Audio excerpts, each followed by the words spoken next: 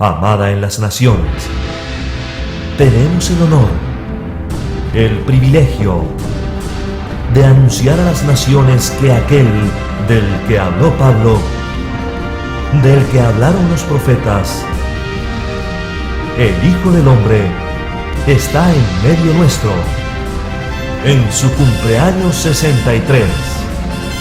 Recibámoslo con júbilo, con alabanza al Rey de Reyes y Señor de Señores, Jesucristo hombre.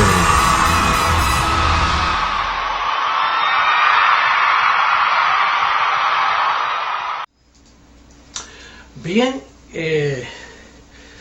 quiero saludarlos a todos ustedes y qué tremendo video, Martincito. Tremendo video, me ha conmovido mucho el recordar todos esos tiempos, todas esas etapas de la vida de Jesucristo hombre. Y gracias por las alabanzas preciosas y gracias sobre todo por entender que hubo un cambio de velo, aunque es el mismo Espíritu. Jesús de Nazaret, Jesucristo hombre, el Hijo del Hombre, es un mismo Espíritu. Hablan lo mismo. Lo que oyeron del Padre, eso hablan. Bien, en este día vamos a entrar de lleno al mensaje que tenemos para compartir con la audiencia mundial. Hoy es un día muy especial, estamos celebrando, por así decirlo, la verdadera natividad, sin menospreciar a mi antecesor Jesús de Nazaret, sin menospreciar aquel velo, pero aquel velo terminó en la cruz y de ahí, por formar una Navidad y por formar eso que han hecho, han desviado a las personas de poner la mira en el que resucitó, como dice Romanos 7:4. Dice, para que seáis de otro, del que resucitó, no del que vivió, porque el que vivió fue judío. Y si celebramos la Navidad del primero, como ha pasado por 2000 años, entonces se judaizó la iglesia. Bueno, pero gracias a nuestro Padre Celestial, ese que mora en este velo, ya hemos visto que esta es la verdadera Navidad. Y la estamos celebrando porque estamos en la segunda venida del Señor.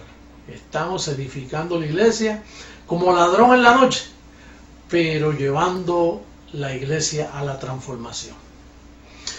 Bueno, y hablando de revelación y hablando de la segunda venida del Señor, hay un pasaje interesantísimo que te va a llamar mucho la atención. Dice en Mateo capítulo 7, verso 21, dice, no todo el que me dice Señor, Señor, entrará en el reino de los cielos, sino el que hace la voluntad de mi Padre que está en los cielos. Dice, muchos me dirán en aquel día, Señor, Señor, no profetizamos en tu nombre, y en tu nombre echamos fuera demonios, y en tu nombre hicimos muchos milagros. Entonces les declararé, nunca os conocí, apartaos de mí, hacedores de maldad. Oye, qué clase de expresión hemos encontrado en estos tres versos bíblicos. Yo quisiera, Arturito, que me pusieras de nuevo el verso 21, porque dice ahí, fíjate, no todo el que me dice Señor, Señor entrará en el reino de los cielos. ¿Pero por qué? Si número uno, el reino de los cielos hay que entender que es aquí en la tierra. Eso es un reino que Pablo comenzó a predicarlo, se detuvo con la maldad de los apóstoles y entonces luego iba a continuar en estos días, después de la segunda venida del Señor, que es reinar en vida, como dice Romanos 5, 17 y 18. Mucho más reinarán en vida, aquí en esta vida terrenal. Entonces cuando dice, no todo el que me dice Señor, Señor, ¿y quién tiene derecho a llamarlo Señor, Señor? Bueno, tienes que entender, y esto tiene que estar bien claro, que en la Biblia registra que hay falsas conversiones y falsos hermanos. Arturito, si tú pudieras buscarme a Gálatas capítulo 2, verso 4, vamos a entender que los falsos hermanos van a llamar Señor, Señor, pero ellos no van a poder heredar el reino aquí en la tierra junto con los que vamos a heredar el reino aquí en la tierra. Por ejemplo, mira lo que dice Gálatas 2:4. Dice que venían de Jerusalén falsos hermanos a reducirnos a esclavitud. ¿Quién dijo eso? Pablo. ¿Y por qué Pablo dice venían de Jerusalén? Pues porque eran discípulos de los apóstoles del evangelio de la circuncisión. Entonces ese evangelio produce falsos hermanos. Y entonces Pablo los identificó, dice, mira, son hermanos porque creen en la primera manifestación. Pero Pablo bien sabía que según Romanos 7:4 ellos tenían que pertenecer al que resucitó. Porque él dijo, si a Cristo conocimos según la carne, ya no lo conocemos así. Entonces, si eso es un mandato, ya no lo conocemos así. Entonces, ellos desobedecían porque Pedro, Juan y Santiago, esa corporación de la circuncisión, ese grupo de ancianos de la circuncisión, no querían que miraran a Cristo después de la cruz. Ellos querían seguir adorando la manifestación del velo en los 33 años. Ellos querían seguir conociéndolo en la carne, viéndolo como lo vieron, haciendo milagros, sacando demonios y haciendo todo tipo de manifestaciones proféticas. Entonces, ¿qué pasa? Que una vez Él muere y resucita, comienza la etapa de antes y después de la cruz. Entonces, cuando dice aquí, no todo el que me dice Señor, Señor entrará en el reino de los cielos. ¿Por qué Pablo dice eso? Porque tú sabes que el sistema protestante, el sistema católico, el sistema evangélico dice Señor, Señor, pero en aquel día va a haber una sorpresa, porque dice no todo, dice sino, mira cómo dice ahí, sino el que hace la voluntad de mi Padre que está en los cielos. ¿Y cuál es la voluntad de nuestro Padre? ¿Cuál es la voluntad de Dios? Tú te has preguntado, muchas personas dicen, yo quiero que sea la voluntad de Dios. Pues yo te la voy a decir. Mira lo que dice Efesios 1:9. Vamos a buscar cuál es la voluntad de Dios conforme a nuestro apóstol, porque nosotros somos gentiles, tienes que entender eso. Ahora fíjate lo que dice Pablo de la voluntad de Dios. El verso 9 dice, dándonos a conocer el misterio de su voluntad. Eso es un misterio. ¿Y qué es un misterio? Un misterio es algo desconocido para el ser humano. Tú no puedes decir, yo voy a hacer la voluntad de Dios. No, eso se te tiene que ser revelado, porque eso es un misterio. Un misterio es algo oculto, algo que tiene que ser develado para tú decir, wow, ahora entiendo cuál es la voluntad de Dios. Y la voluntad de Dios comienza conociendo que tú fuiste conocido antes de la fundación del mundo, que antes de tú tener carne, ya tú eras un espíritu, que tu nombre ya fue escrito en el libro de la vida. Un sinnúmero de cosas. La predestinación es parte de ese misterio, por eso en ese capítulo habla que fuimos predestinados. Entonces dice aquí, dándonos a conocer el misterio de su voluntad, según su beneplácito, el cual se había propuesto en sí mismo. Entonces aquí tenemos que entender que los falsos hermanos no entienden la voluntad de Dios. Por eso es que dice aquí, Señor, Señor, mira, aquí el escritor dice, no todo el que me dice Señor, Señor, lo van a dejar entrar al reino de los cielos, sino el que hace la voluntad de nuestro Padre. ¿Y cuál es la voluntad? Acabamos de leerla en Efesios capítulo 1, verso 9. Eso es un misterio que es revelado cuando tú eres alumbrado, cuando los ojos de tu entendimiento son alumbrados. Entonces van a haber sorpresas. ¿Tú te crees que el que me diga a mí cuando vea mi cuerpo transformado, vengan donde mí? Mira Señor, José Luis, mira Señor, tú sabes que yo hago tu voluntad. ¿Qué voluntad? Ustedes son unos hacedores de maldad. ¿Por qué son hacedores de maldad? Mira las credenciales, bendecido. Mira las credenciales que ellos mostraron. El verso 22, Arturito, por favor. Dice, muchos son bastantes. Bueno, los evangélicos, los católicos, son bastantes. Dice, muchos me dirán en aquel día, Señor, ¿no profetizamos en tu nombre? ¿Cuál es la primera evidencia? Profecía. Tú sabes que la Biblia dice que los profetas fueron hasta Juan. Después de Juan, ya no se puede profetizar más. Después de la cruz tú no puedes profetizar más porque el pacto ya está revelado. Tú caminas en obras preparadas de antemano. Nadie tiene que venir a decirte, mira mi siervo, que yo te voy a enviar para África. ¿Cómo que para África? Si mis obras ya están preparadas de antemano. Mira mi siervo, que así te dice el Señor, que yo te mandé, que te quité, que te moví. Esos falsos, esos son espíritus pitónicos que hay en todas esas congregaciones pentecostales y que profetizando. Y a veces insultan a la familia y le sacan trapos al sol y situaciones que solo el Señor sabe tratar con ellas. Y entonces avergüenzan a los hermanos. Esos son los profetas que tú hablas. Pues mira, si tú eres un profeta y te crees el profeta de última hora, déjame decirte que con esa evidencia tú no vas a aparecer allí. Porque no se te va a dar con lugar, bendecido. Segunda evidencia. En tu nombre echamos fuera demonios. ¿Echamos fuera qué? Demonios. ¿Quién echó fuera demonios? Fue mi antecesor. Ese sí que los echaba fuera de verdad. Pero cuando murió en la cruz, lo destruyó para siempre. Entonces, si tú vienes con esa evidencia, mira, en tu nombre echamos fuera demonios. Si en tu iglesia, bendecido, están echando fuera demonios, exorcitando, imponiendo manos. Esa es tu segunda evidencia. Porque hasta ahora no tienes ni un punto. Con las profecías no tienes ni un punto. Sacando demonios no tienes ni 2 puntos. Oye esto. No tienes ni 2 puntos porque Hebreos 2:14, Arturito, pónselo por ahí. Tíraselo ahí, mira ahí, de frente. Dice, por cuanto los hijos participaron de carne y sangre, él también participó de lo mismo. Se vistió como nosotros. Él se encarnó, ¿verdad? Se encarnó como nosotros teníamos existencia, fuimos encarnados. Pues él también hizo lo mismo, se encarnó, tomó carne. ¿Para qué? Para destruir lo único que tenía el diablo, el imperio de la muerte. Una vez Cristo murió, resucitó, ahí el imperio se le cayó y desde ahí ya no hay más demonios. Por eso el celibato es una doctrina de demonio con D minúscula, es un género carne. Eso de mostrar santidad, yo no me voy a casar, yo me abstengo de mujer porque yo voy a jurar celibato. Es una doctrina de demonios. Dice primera carta a Timoteo capítulo 4, ¿verdad que sí? Que es una doctrina, los que prohíben casarse es una doctrina de demonios. Por eso es que la iglesia católica se está destruyendo solita. ¿Con qué? Con la doctrina del celibato nada más. Y el fuego que les viene, que los va a destruir, con eso nada más están liquidados.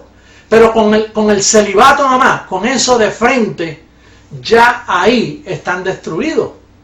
Entonces, esa segunda evidencia que tú traes, bendecido, en tu nombre sacamos fuera demonios. Tú lo que sacaste fue sudor y miedo y mentiras que les dices a la gente y te pones a orar por ellos. Y la carne con sus deseos engañosos se revuelca, vomita, hace 1000 trampas y brinca y salta y hace caras y muecas y cosas y tú te crees que es un demonio. Bendecido, tienes un atraso de 2000 años. Así que esa es la segunda evidencia. Tercera evidencia. Mira para allá. Dice, y en tu nombre hicimos muchos milagros. A veces yo en el correo mío me pongo a leer y mucha gente me escribe, mire, muéstrame sus milagros, convierta el agua en vino, camine por encima del agua, decían unos ignorantes ahí en Miami, vente que te vamos a poner una piscina aquí para que camines encima de ella, entonces creemos. Milagros, en tu nombre hicimos muchos milagros, no estamos en la etapa de los milagros, bendecidos. No, que sanamos a los enfermos. ¿Sanamos quién? Tú no sanas a nadie, bendecido. Ya Cristo cuando murió, Él llevó todas nuestras enfermedades. Él ya sanó. Tú no oras, Señor, sáname. Tú oras, gracias porque estoy sano. Eso es fe. Si tú dices, Señor, por favor, sana a mi hijo, estás en esperanza, no estás en fe. Así que está el sistema. Señor, sáname. No, eso era antes de la cruz, que se acercaban al Señor. Señor, sana a mi hija. Pues mira, una vez murió, resucitó, todos estamos sanos. Por eso en el ministerio Creciendo en Gracia usted nunca va a ver a nadie diciendo, pasen al frente los que están enfermos. Eso es una mentira. Eso es una blasfemia, es decir, pasen al frente los que están enfermos. Usted no está enfermo, usted está en Cristo. Que se le manifiestan mentiras en su cuerpo es otra cosa. pero usted no está enfermo, usted está bendecido, usted está sano, usted está completo. Es como cuando esas personas dicen, ¿y qué es lo que tiene su hijo? Bueno, mi hijo es, ponle la enfermedad que sea, mi hijo es parapléjico, mi hijo es esto, mi hijo es diabético, mi mamá es diabética. Usted está diciendo es una posición que está invalidando lo que Cristo hizo en la cruz. Usted no puede decir es.